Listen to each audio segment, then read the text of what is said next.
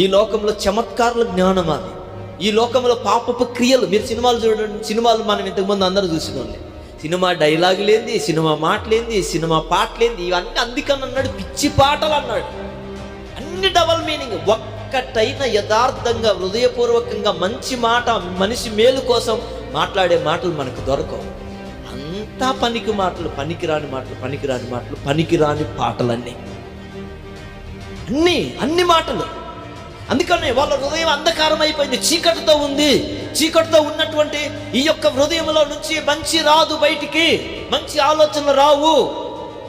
వాళ్ళ హృదయాలు చీకటితో ఉన్నాయి, వాళ్ళ తలంపులంతా అపవిత్రతతో ఉన్నాయి. నీతో మాట్లాడే ఏ ఒక్క వ్యక్తి అయినా సరే నీ మంచి కోరి, నీకు క్షేమము కోరి, నీకు మంచి మాట చెప్పడానికి ఎవడు నీ వద్దకు రాడు. దొరికితే సింహాలు, ఆ యొక్క క్రూరమైనటువంటి జంతువులు, ఆ యొక్క మిగతా జంతువులను, సాధు జంతువులను చంపుకొని తిన్నట్టు తినడానికి లోకంలో ఉన్నటువంటి ఈ మనుషులు అంత మృగాల్లాగా ప్రవర్తిస్తున్నారు. సో దీనికి అద్దులేనటువంటిది లోకం పరిస్థితి. అందుకని అన్నాడు, సిగ్గులేని వారై ఉన్నారు వాళ్ళ హృదయం అంధకారం అయి ఉంది. జీవగల దేవుణ్ణి తృణీకరిస్తారు, రక్షకుణ్ణి త్రోసివేస్తారు. కాబట్టి వాళ్ళ హృదయాలు అంధకారంతో నింపబడుతున్నాయి. కాబట్టి అలాంటి వాళ్ళు దేవునికి ఏ మాత్రమును వాళ్ళు తలవంచరు.